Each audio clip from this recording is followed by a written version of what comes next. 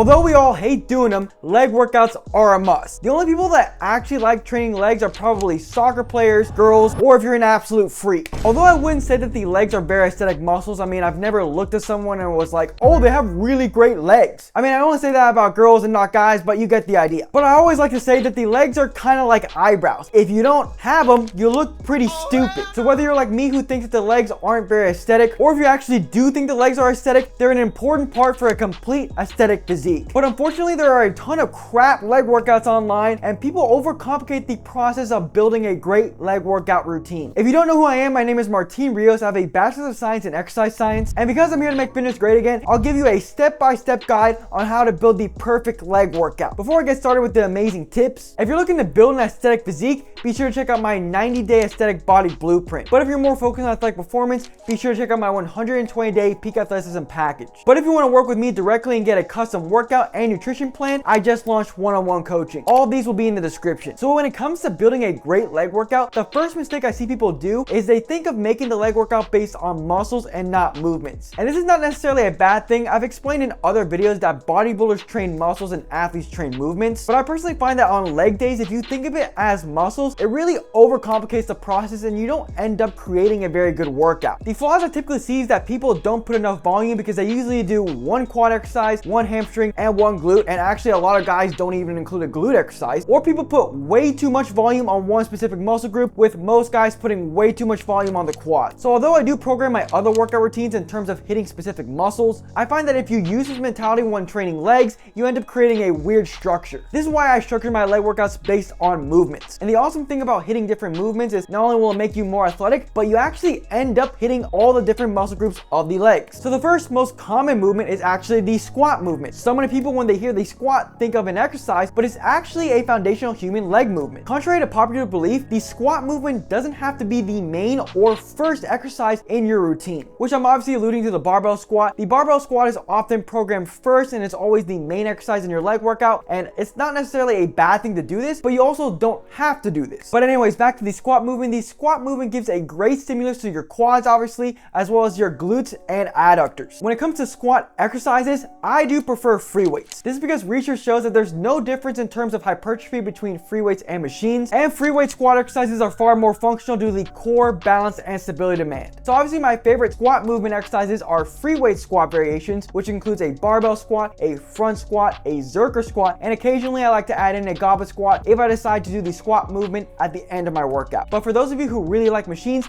the machines that fall into the squat movement are a hack squat, a pendulum squat, and a leg press. As I said earlier, I really don't like machines, but they can be appropriate if you structure your workout appropriately. If you told me that your only squat exercise was a machine squat variation, I'd be freaking pissed. But if you told me, hey, I do my fair share of free weight squat variations, but sometimes I like to add in a machine squat just to switch things up, I'd definitely be okay with that. So if you incorporate a free weight squat variation, there's really no reason why a machine squat can't be a part of a great leg day routine. Now on to your second exercise or your second movement, and it's the hinge movement. The hinge movement is similar to a squat, but you get more hip flexion and less knee flexion, so there's more emphasis on the hip extensors. So many people skip this movement, it's crazy. They always add in a leg curl and they're like, oh, I hit my hamstrings already, I'm okay, I don't have to do a hinge exercise. That's why I hate the leg curl so much. It's because people use the leg curl in replacement for the hinge movement. But I'll go more in depth into the leg curl later in this video. When it comes to the best hinge exercises, the best are some sort of RDL variation, whether it's with a barbell, dumbbell, or even a single leg RDL, and then any deadlift variation, so a barbell deadlift or a trap bar deadlift. When it comes to the deadlift variations, whenever I do include them in my leg workouts, I like to do them first because they're more fatiguing. That being said, I don't like to barbell squat on the same day as I barbell deadlift or trap bar deadlift because the combination of the two of those is just super fatiguing. This is why whenever I deadlift on a leg workout, I like to include a less fatiguing squat exercise later in the workout, so something like a front squat, zerker squat, or a goblet squat. But you can definitely play around with this and find what works best for you. Now onto your third exercise or the third movement you should include in your leg day, and that's a lunge. You may be wondering why I'm including a lunge when it hits the same muscles as the squat. And that's a great question, but the reason why I include a lunge is because not only is it a foundational human movement, but most activities of daily living and of course sports skills are done on one leg. So it's super important to make sure that you're doing some sort of lunge variation in your workout routine so that you actually know how to generate force from one foot and actually balance yourself and generate that force. The best lunge exercises are a Bulgarian split squat or any sort of lunge variation variation, so a barbell lunge, a dumbbell lunge, or even a trap bar lunge. Unlike the squat movement, I don't recommend machines for your lunge exercise. I mean, I see so many dorky bodybuilders cry about the balance and stability demand of unilateral exercises is too much. I mean, that is the point of doing a unilateral leg exercise, you freaking donut. Doing your lunge exercise on a machine takes away the balance and stability demand of unilateral exercises, which just baffles me because that is the point of doing a unilateral exercise. So yeah, when you select a lunge exercise, don't use a stupid machine.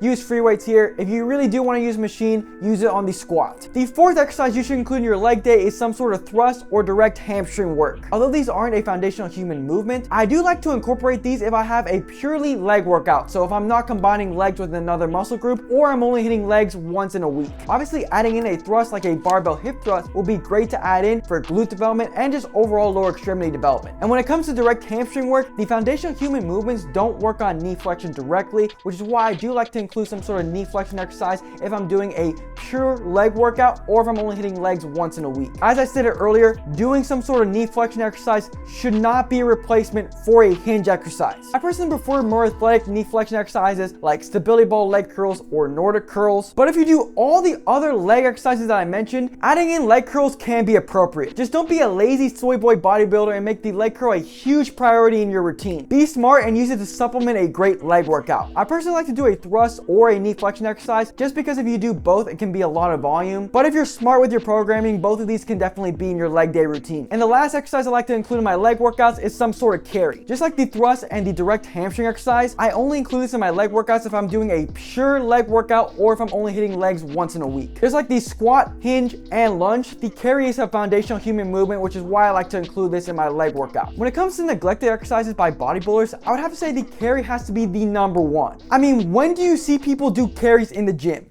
Pretty much never. Carries are a great way to develop grip strength, work on the deep postural muscles, and when it comes to the legs, it works on your hip stabilizers. Doing carries will not only develop your core like crazy, but the strength that you do gain will transfer to all your other lifts. And when it comes to carries, don't just do farmer carries. Do front-loaded carries, overhead carries, suitcase carries, any sort of weighted carry. And just like all the other movements, variety is key. And that's how you create the perfect leg workout. And if you want to learn more about quad exercises, I made a video where I went over Jeffrey Nipples' quad exercise tier list and discussed what my favorite and my least favorite quad exercises are.